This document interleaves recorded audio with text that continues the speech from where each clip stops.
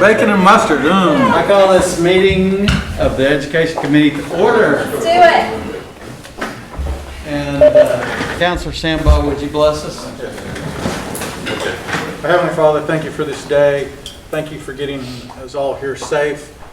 Just be with us throughout the day as we discuss Cherokee Nation business and help us make good decisions that benefit all. Please bless our military and our people who have been stricken with this illness. And also, we'd just like to keep our speaker and his family in our prayers and bring them calm and in this troubled time. In your name, amen. Amen. Thank you. Shelley, would you do roll call? Yes, sir. Here. Connie. Here. Here. Julia Coates. Here. Sean Crittenden. Here. Joe Beard. Mike Robbins. Here. Andy Dudley. Rex Jordan. Here. Daryl Legg. Here. Laura Petskowski. Here. Mike Shambaugh. Here. Mary Bakershaw. Ani. Theo Smith. Here. Denise Taylor. Here. Victoria Vasquez. We have a quorum. All right, thank you. I need a motion to approve the minutes from the July meeting. So moved. Second. You have it. And all those in agreement, would you please say yes? Yes. Thank you. We have our reports today. It looks like Diane Kelly is sitting there just waiting for us. Ms. Kelly, what do you have to say today? Well, Mr. Chairman, I kind of like this reporting from my office to spread everything out. And I can tell you a lot of good stuff going on in Fort Service. We started back the last part of May. We've been steam ahead, and with the COVID, we've actually doing a lot of vocational training. But I have to brag on my lineman training program and my fire program today in today's presentation. Our lineman program, we have two classes going on. I believe it was Councilwoman Vasquez that asked at last month's meeting about the lineman program. We will start one in the winter, but right now we've got two that are going. We've got the first class is out on practicum right now, and we've got 5 at Utility Plus, 2 at AEPTSO, and 1 at Lake Region. And they're making from $15 to $22 to $31 an hour while they're out on practice. We're not paying them training stipends. They're actually getting paid while they're out there working with licensed electricians. And I have to tell you a little bit about 3 of the guys. They had 3 weeks work. They've been out for 3 weeks. They were in Maryland helping to install power lines for a hurricane that hit out there. And then they also went to New York City, and they just packed up and were on their way down to Texas, to Houston, for the Hurricane Laura. So they are down there with that. And I know you probably saw it on television this morning how devastating it was. And you know that some of our linemen are down there helping with the repair power lines down there. And when we take this other group that goes out on practicum, which is our second class, they will actually get to go out. They're doing some traveling, and there's some of the guys that didn't want to travel, so they are assigned to some of the areas around here. They're making somewhere between $22 and $30 an hour, and anything over 8 hours is time and a half. So those guys are going to come back, and then they're going to be training, and they're going to see that it's more glorified to be out there actually working. But our second group will actually get to go out.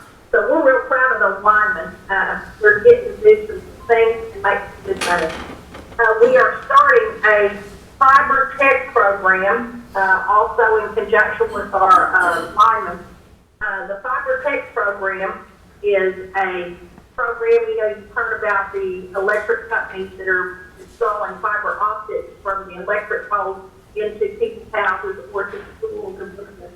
Well, this group is going to learn how to do that, which is in the ground, and it's an 8-week program. It's going to start in September, and it will run through the first part of November. We'll have 12 students in that class.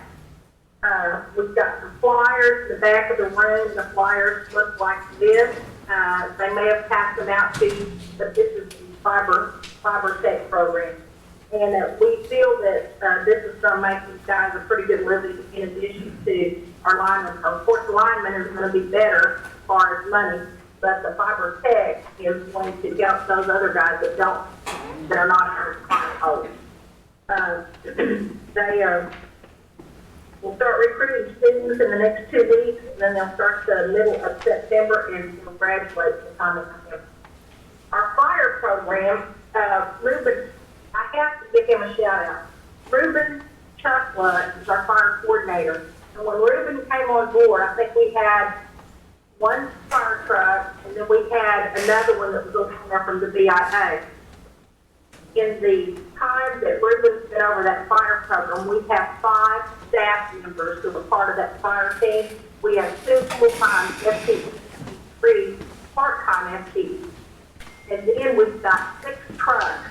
We were able to put in a small grant for a fuel truck, and we did fuel training with the BIA. And we have 6 trucks. And they have called on Ruben and his boys to go out and help with some of the reservations where they are having a lot of fires. You know, you've seen on television where California's got a lot of fires. Well, some of that woodland goes over into Arizona, and they were out on the reservation there just recently. And he's gone out as well as some of his guys. And I just wanted to share that with you because I ran into Ruben on the weekend on a Saturday when some of his guys were out fighting fire with the BIA for the State Forest Service. So their work is not just 8 to 5 and it's not 5 days a week. It's whenever they're dispatched through the State Forest Service or through the BIA. And I just want to share that with you. So if you see Ruben Chuckwood, pat him on the back because he's doing a really good job with our fire program. The other thing that I wanted to share with you is that our job corps, we still do not have to. I know that some of the council members will call me about when are we going to open back up. We don't control that. That's controlled by the United States Department of Labor, Employment Training Administration. We have conference calls with the National Job Corps Director at EPA weekly. We're having calls with the Dallas Regional Office. They want assurances that if we bring our students back, that if we have any COVID cases, there is a designated center for those COVID cases to go to, that we have adequate staffing. And for the state of Oklahoma, it's the Guthrie Job Corps Center. So once we bring students back, they have got a dorm designated for any student who might test positive for COVID. We had to submit a safety assurance report, and they will send somebody from Dallas up there to look at all of the things that we did as far as protecting the welfare of our students as well as our staff. And right now, all of the staff have been called back with the exception of residential living and cook. Our maintenance crew, our safety crew was working throughout the whole pandemic, but the rest of the staff, as far as academics and vocational, they were called back and we started doing virtual learning. So all of our students have not missed a beat. They've been getting lessons, they've been getting packets in the mail, and tested. So we do have some students that are getting ready to graduate as a result of it because they start our classes online. So with that said, I hope I answered some of your questions because I did get a couple of phone calls from some of you. We've also got a GED graduation coming up. We don't have as many graduates as we've had in the past due to COVID because a lot of the students kind of keep coming into the classroom, and then we've had to develop a virtual learning program for some of them. But our graduation ceremony will take place where we have taken pictures of our graduates in caps and gowns. We're doing that. We did it yesterday, today, and tomorrow, and set them up by appointment with a photographer, and then we'll post them once we start time in various locations, some of them in the hometown where we have office. We will be putting something out on the website about our graduates, and we will be giving them a monetary cash award for those who completed their GED. We'll highlight some of those students, but we will not have a formal graduation like we've had in the past. we're kind of doing virtually, so we will be posting that information out there. We're working with Ben Barnett. He's going to transition over to fill in for Landra. Alberta's going to take a leave of absence, and Ben Barnett's going to take over for her. And we'll test this for a while while she's out. We obtained the Department of Labor COVID disaster relief grant. We asked for $12 million. We got $3 million of it, and it's with the understanding that over a 2-year period, when we complete that $3 million, we can go back and ask for more. So it can actually get up to 12 over that 2-year period. This to work with about 250 people. We're going to pay them $11 an hour. They're going to be working as screeners in various locations. They're going to be testing doing temperatures, asking specific questions similar to what we do here in the building to protect the people who work here as well as the people that are coming in. And this is someone getting to a location where they can be tested if they're having some symptoms when they come in. We're also going to be doing some cleaning, we do some testing, various things. We've met with different images, spirits, nations on some history, so that some of these people, we get them, bring them into the program and get them trained, and they can work in this capacity for about a year, and hopefully during that time period, they can transition to full-time jobs somewhere. So that was our disaster relief. We have been asked to submit a pre-application. It's not a formal application, pre-application, and then the Department of Labor notifies us and lets us know if they want us to complete a full application. And it's an employment training application. And we're asking for about $15 million. We feel comfortable that we may have a chance of getting it, but we're not sure. We've just been asked to do the pre-app.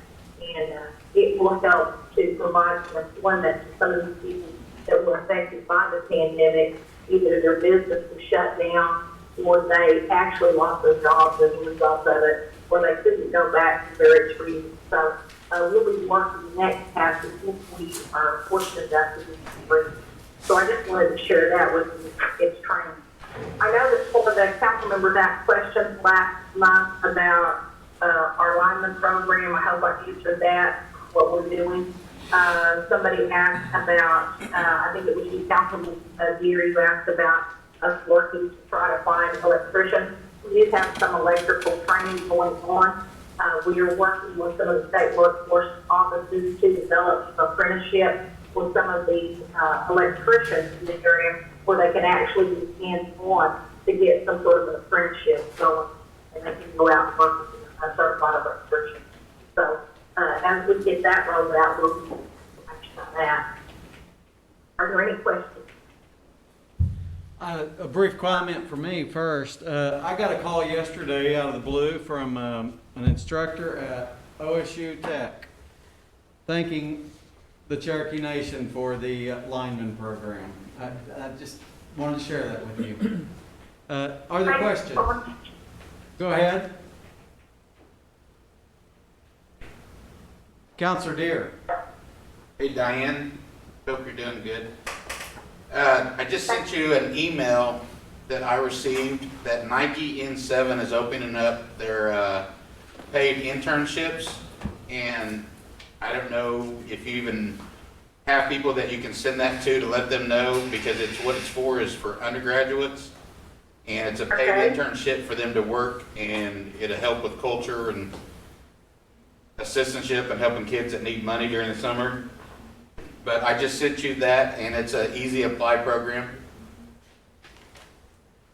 Okay, thank you. I'll look at it and get back with you on that. All right, thank you. Are there other questions for Diane today?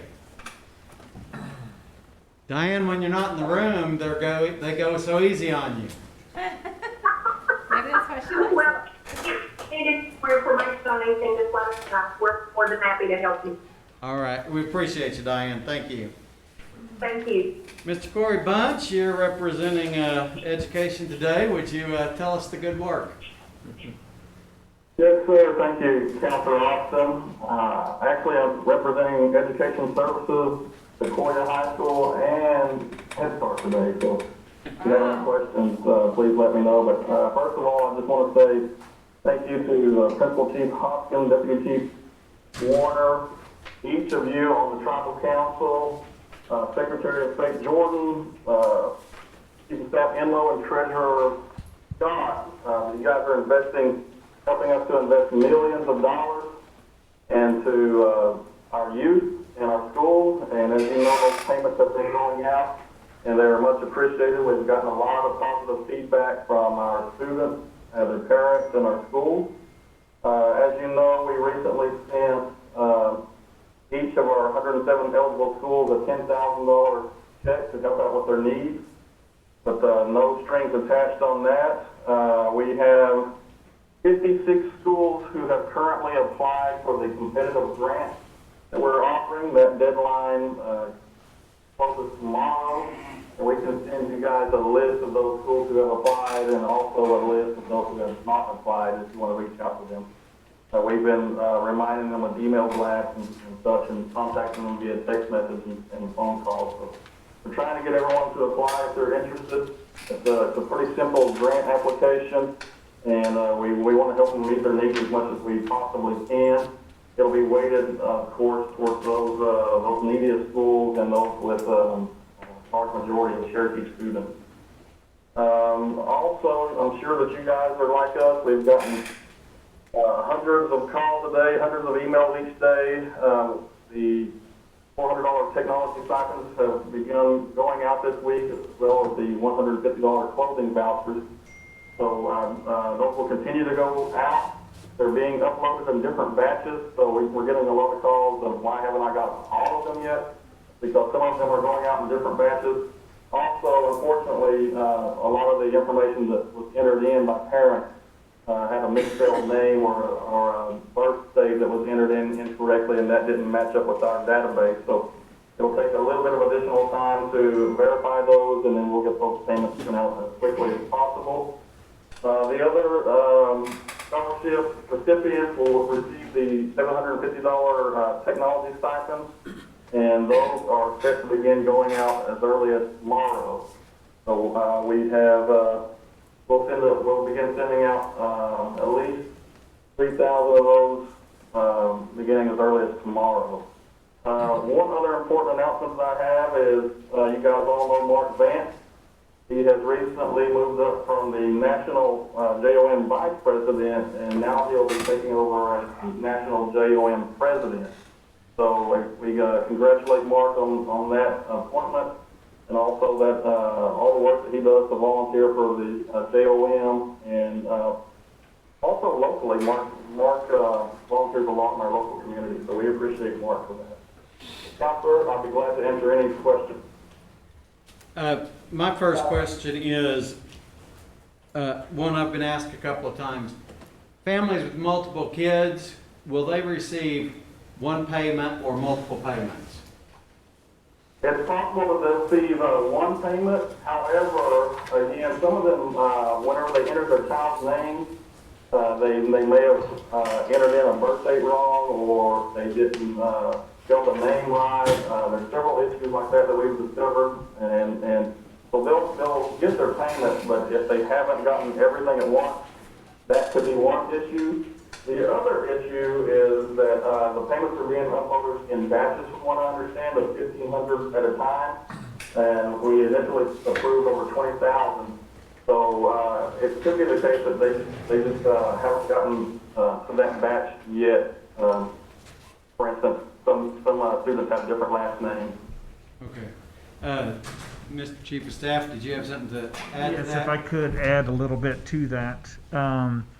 So as Corey indicated, we uploaded, let's say roughly 25,000 validated applications to be paid to parents. Sometimes they had multiple kids on one application. And so the question as far as, well, let me go back. So we uploaded about 25,000 payments. So far we've had 20,000 people respond and accept those payments for processing within the first 24 hours. That means that we transmitted somewhere around $15.5 to $16 million in the first 24 hours. And it should be in anybody's account that accepted that payment. I did get a report just now. We have about 75 to 80 that for whatever reason their bank rejected their payment. We also had about 104 people that elected not to transfer that fund electronically, which is a much lower number than we honestly expected. Those individuals will be processed with a paper check, and we're planning on doing that once a week on every Friday as we get this information collectively rolled out. As Corey indicated, and so to answer the chair's question, if I as a parent entered my child and I had 3 children, and if I entered all 3 on one application, I will get one single payment. If I entered each of the 3 children on separate applications, I will get 3 separate emails with 3 separate payments. We have a lot that are pending. As Corey indicated, the name might have been misspelled. The date of birth was incorrect. The citizen ID was incorrect. That is what has occurred the majority of the time. We were very specific and very clear on the application that when you were submitting, you were stating that you were in fact the legal parent or guardian of the child. We've already had several cases of disputes of parents or step-parents claiming children, and we're going to have to resolve those on a case-by-case basis. We have about 10,000 students that are pending that further review and clarification. We have been on the phone, text messages, and emails constantly. If you walk into education, you will not...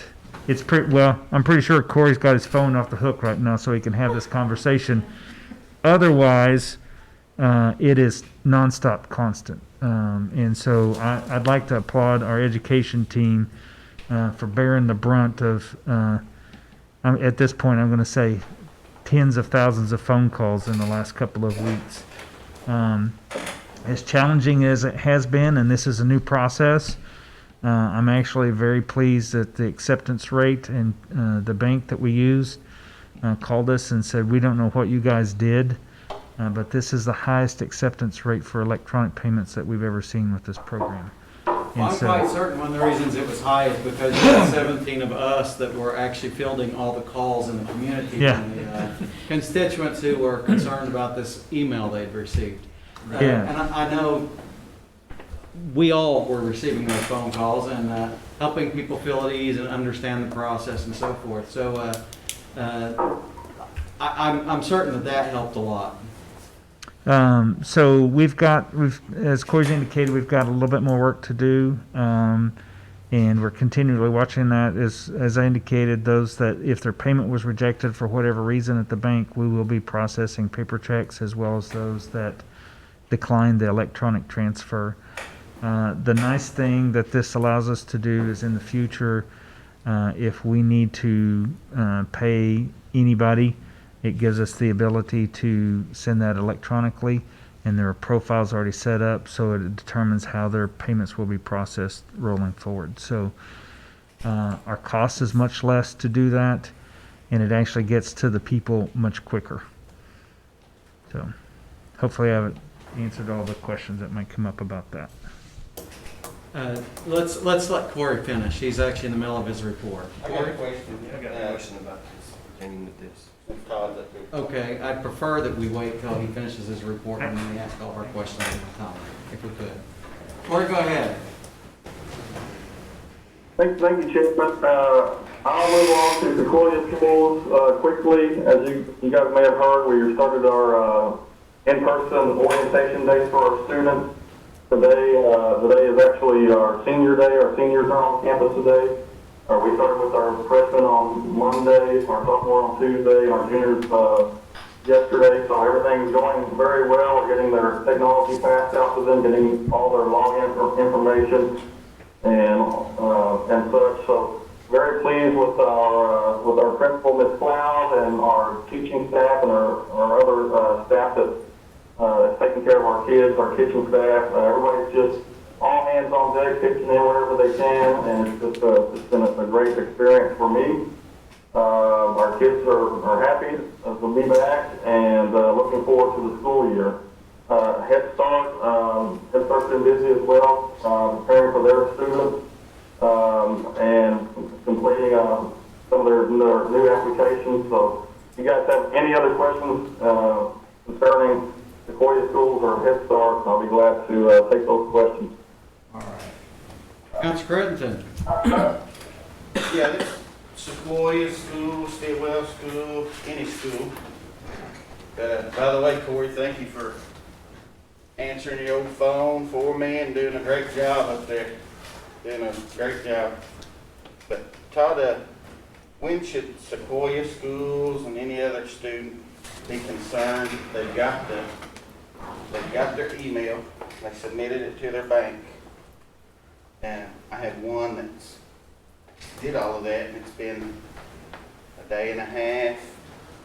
It's not showing up. What's the time frame they should get concerned? If they don't see that payment within their account within 48 hours, 48 hours. yeah, realistically, some of them, the general rule of thumb is if they have submitted their information, completed that account setup and selected the bank account, and hit submit with the bank, they should see that. And if they did it by 11 o'clock that night, they should see it in their account the following morning, because it's following ACH guidelines. And if it's in the bank by midnight, so that's why they're saying 11, so they can get it processed and routed.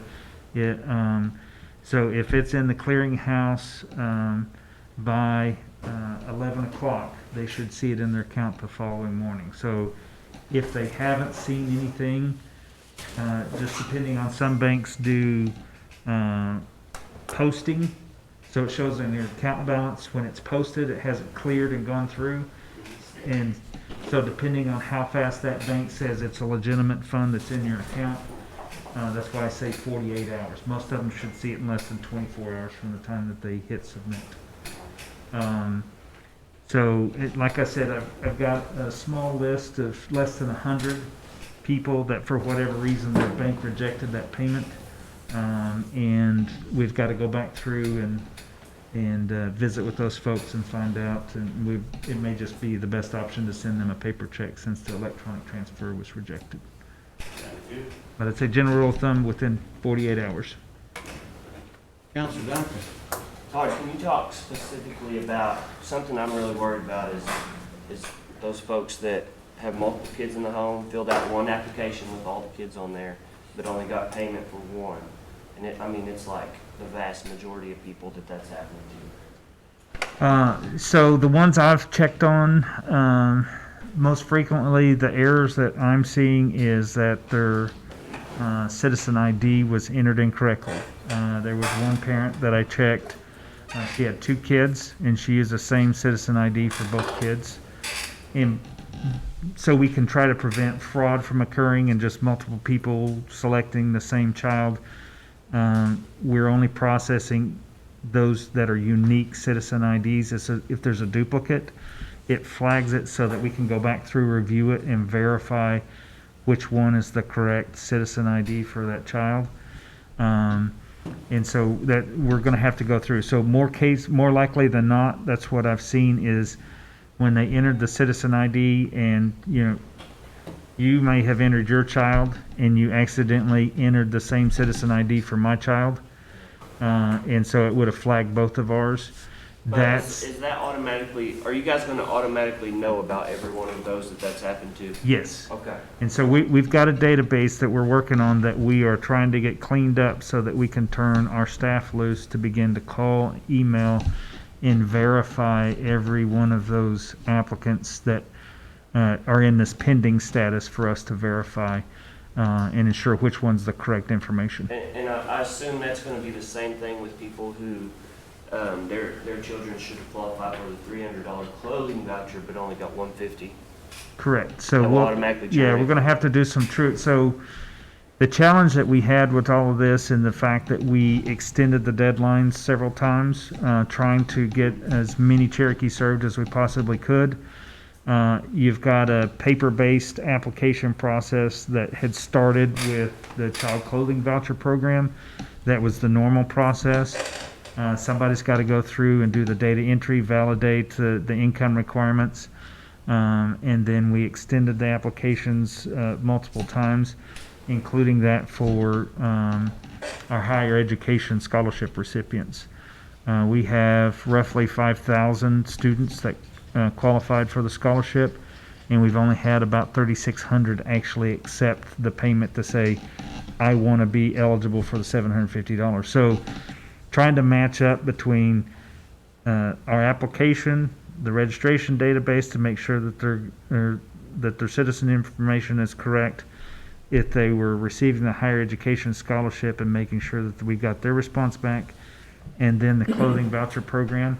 So what we are going to have to do is we're getting the initial payments out that we can, that we have good information on, and then we'll have to do some true-ups, what I'm going to call a true-up payment for those that the child might have been missing because of erroneous information, or with the clothing voucher program, we'll go back and reevaluate those that maybe should be receiving more, and we'll do a true-up for that additional $150.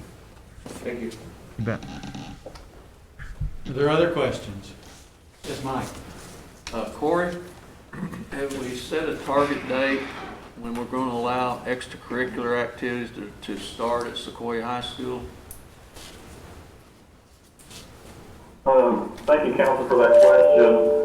We've actually asked each of our sponsors and coaches to submit plans to us to review, and Chief of Staff and I have been reviewing those on, we want to make sure that if we are to open up those activities, that it can be done safely.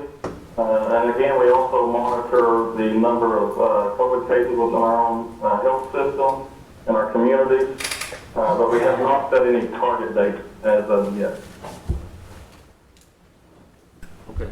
So boys and girls basketball, you haven't had to set a time for them to be able to start practicing then. Is that correct? That's correct.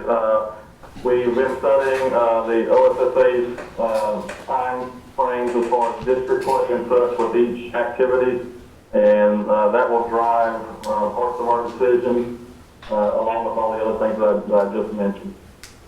Okay, thank you. I have a comment for that. Any other questions?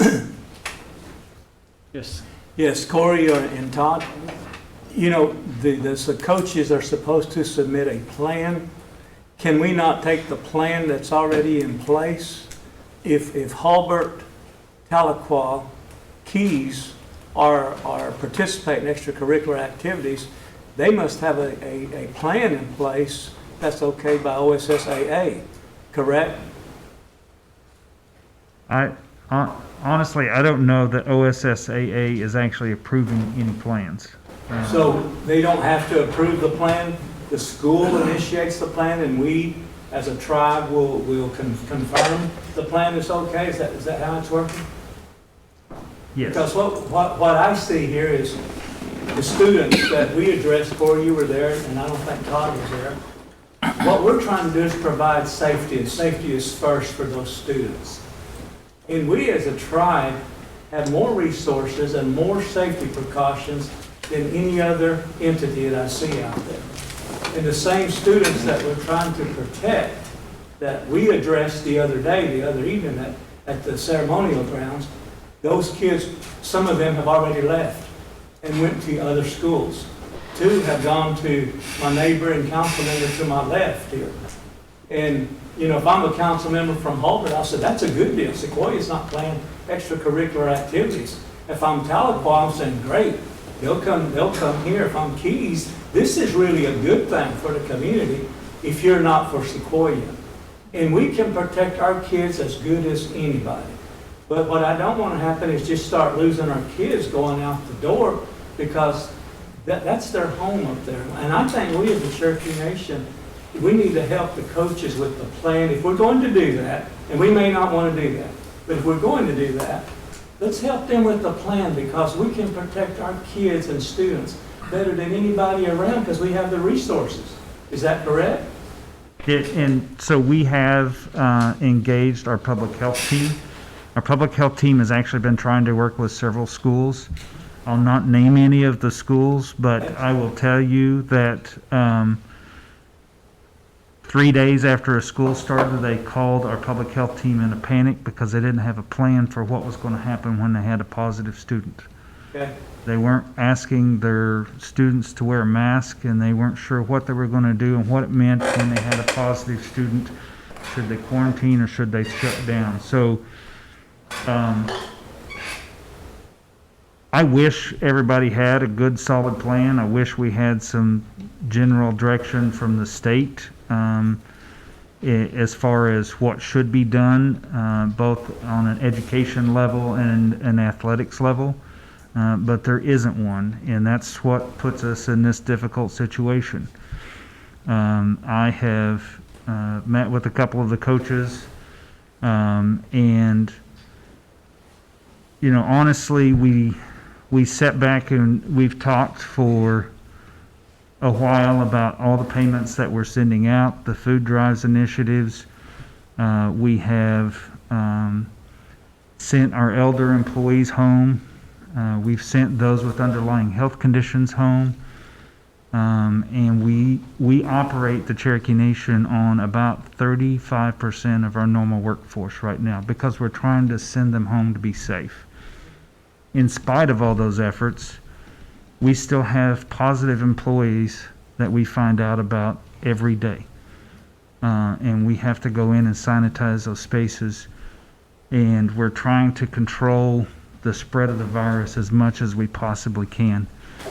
Just like we're not asking community organizations to have functions of 10 or more, because we are working cases in public health of funerals that were attended where nobody wore a mask, parties, concerts, family reunions, and that's honestly, that's our concern with organized sports, and trying to figure out a way to do that effectively. We're trying to find out if there's a way for us to start allowing them to train and practice and do that safely with one another. But the concern is intermixing competition among students when we're facing that same challenge with our employee base of trying to keep them safe. We're trying to remain consistent across that decision of doing this safely with students, doing it safely with our community organizations, and doing it safely with our employees. I will tell you that all of the data that we've analyzed so far is if you're wearing a mask, the spread of the virus is pretty nominal. When we see that people are picking up the virus, it's when they're not wearing a mask. And that's a little bit of the concern of how you do athletics competitively and not be hindered by a mask when you're trying to run down the 50, run a 50-yard touchdown versus trying to run the bases and trying to dig out another base on a ground ball, playing softball or baseball. And what happens is we see people get lax with their mask wearing, and that's when we have exposure. We have cafeteria workers in some schools that were positive and exposed the workforce, and it's taken out that cafeteria crew. I think we are about 10 days away from seeing an explosive number because of interactions among schools. I've heard some horror stories of some schools that once the class starts, everybody's wearing masks when they walk in, but as soon as the door closes, the teacher takes the mask off, tells the students to take their mask off. And I'm concerned that we're going to start to see the effects of that. And I know some of you have lost loved ones in this room due to COVID-19, and I don't want to lose any more Cherokee citizens because of that. And so that's where my heart is, and I'm just maybe sharing more than I should, but that's the decision and the balance that we're trying to strike in the grand scheme of things, and trying to remain consistent among all the decisions that we're trying to make. And we don't want to lose another citizen if we don't have to. Hopefully that helps. Good, Todd. I appreciate that. And I commend the chief and the tribe. I think we took the lead early on in safety. And I think the city of Tahlequah followed, Northeastern followed our lead, and you guys are doing an outstanding job. I just feel like there's a medium somewhere in there, there's a compromise with these students that if Tahlequah can do it, and they seem to be doing okay, and I listen to the news every evening, and I hear these horror stories. 4 was tested positive, so many tested positive here, then they call time out. The ones that are fatal, those are the numbers that we need to look at, the ones that are fatal. And that's probably the data we don't have right now. And I would just say, somewhere in there, let's communicate with these parents. And we don't need to do it with the, Facebook or email. We need to let them know that we do care about their students, and this is how we're going to have to proceed.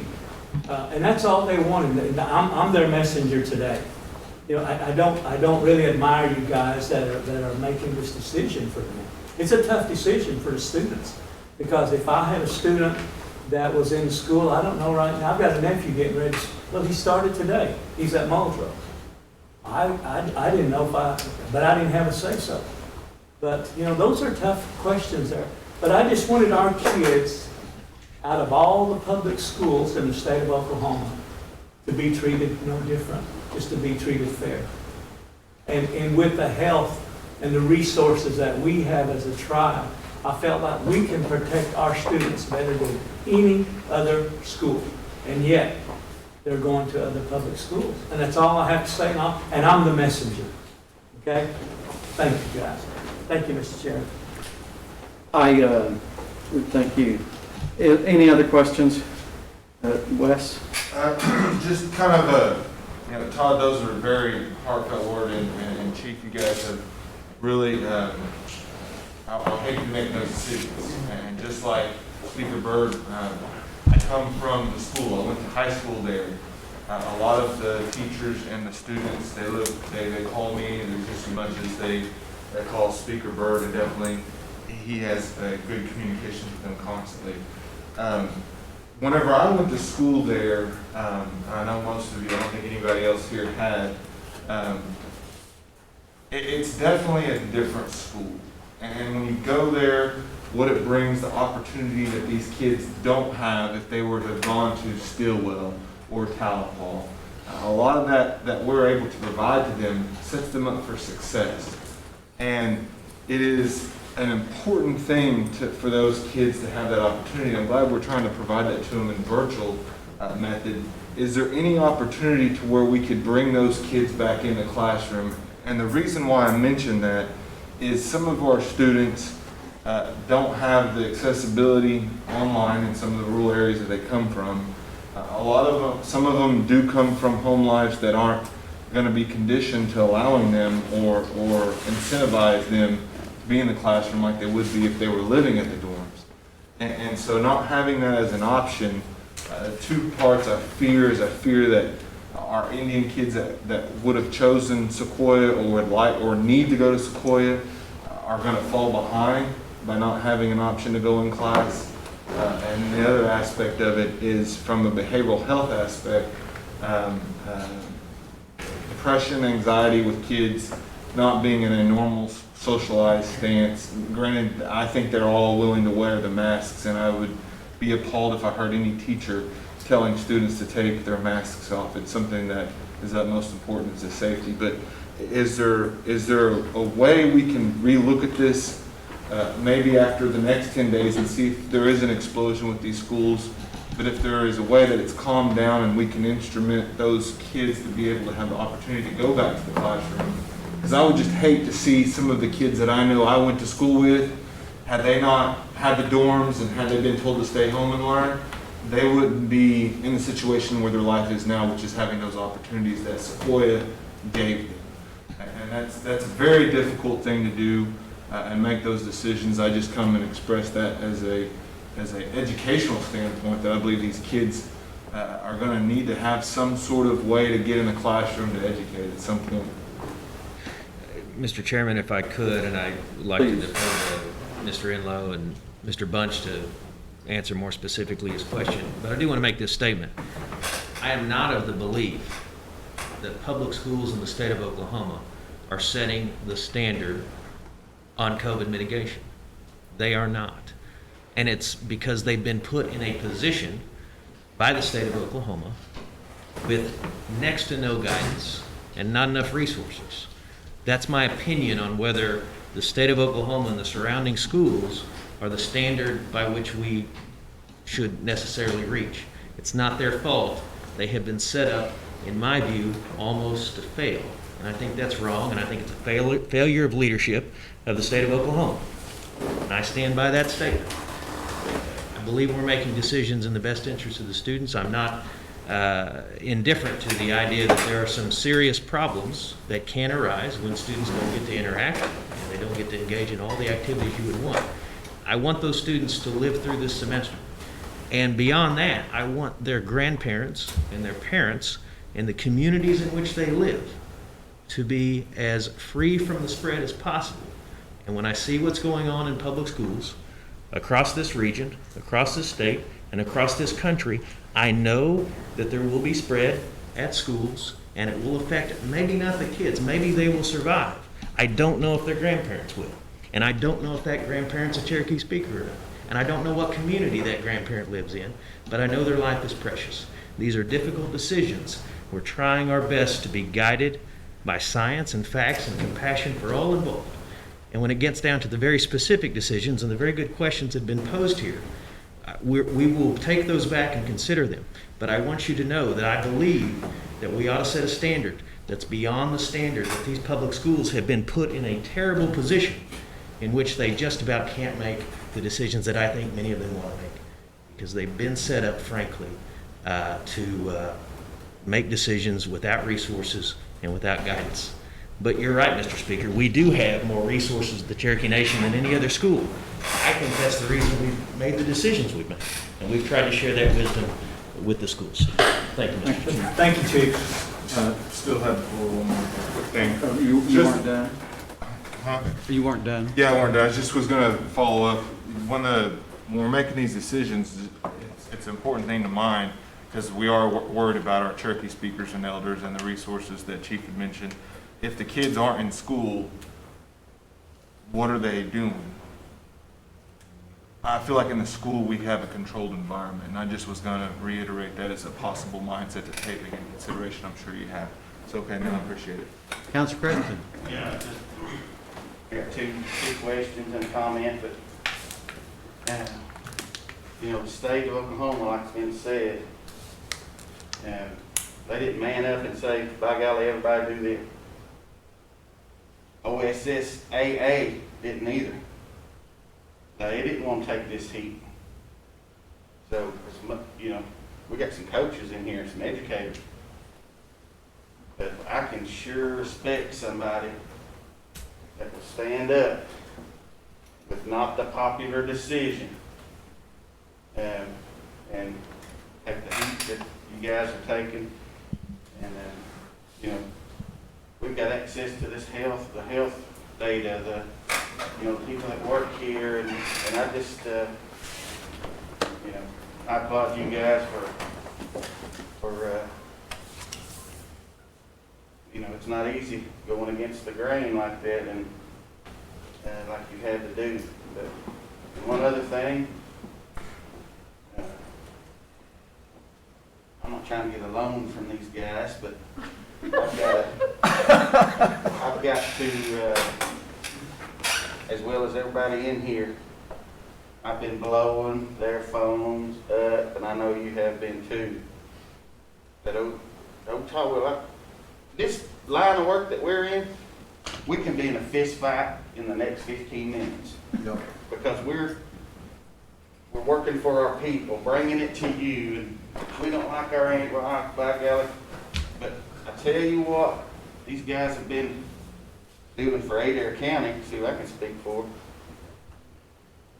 is helping those people with these situations. Tara Lee, how many did we do yesterday? 100? Almost 200. And I just don't think you, Todd, you and Tara Lee, administration, I don't think you get enough credit for how you're handling this nationwide money thing. Because I'll just speak for Adair County. It's helping those Cherokees down there. I know we all see the faces and hear the text. Sean, I just deposited over $1,000 in my account.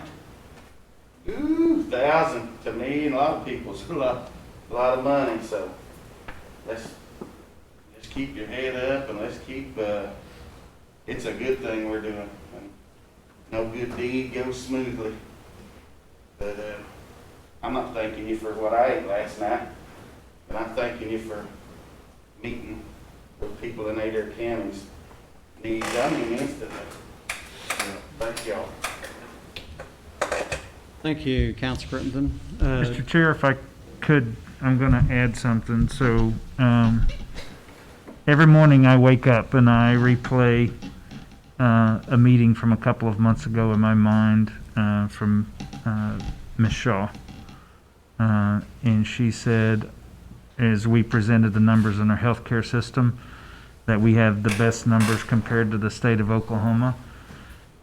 And I was cautiously optimistic, but every morning I wake up and I'm concerned that we are now following suit. And according to newspapers, the White House has been in the red. The state of Oklahoma has been in the red under the White House guidelines.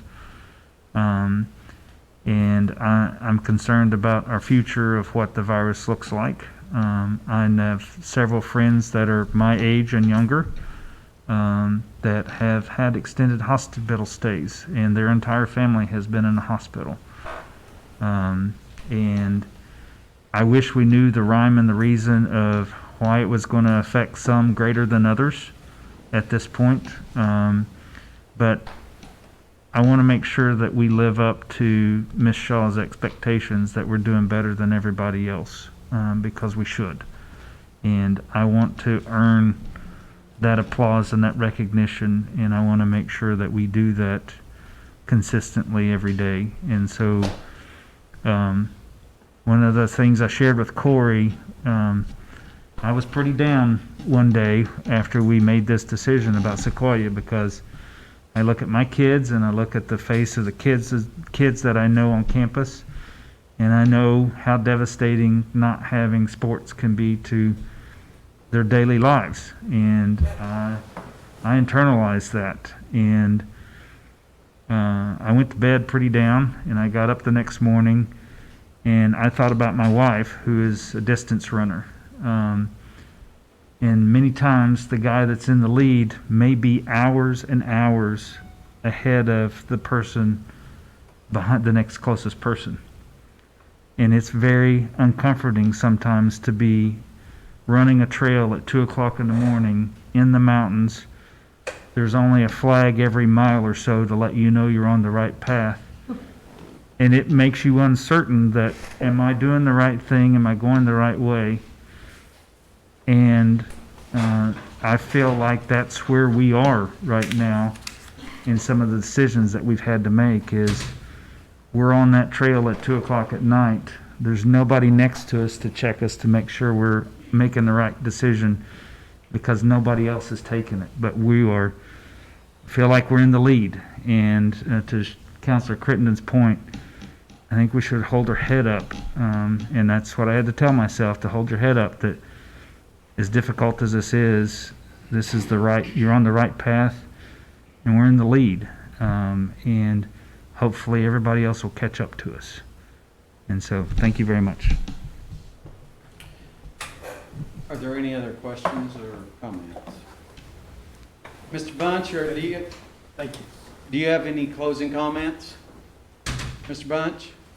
No, sir. Thank you, Mr. Chairman. I just appreciate everyone and all the support that they're showing us as we go forward helping all these children, their families, and the schools. Well, I just want to applaud your organization for the work with getting these funds into our families' hands. It's been phenomenal. First, you had to invent the wheel in order to make this thing happen, and our people in our communities are better for it. Thank you. We have no old business pending. We've got no new business pending. Next meeting is scheduled tentatively for Monday, September 14th at 3 p.m. I need a motion to adjourn. Second. All in favor say aye. Aye.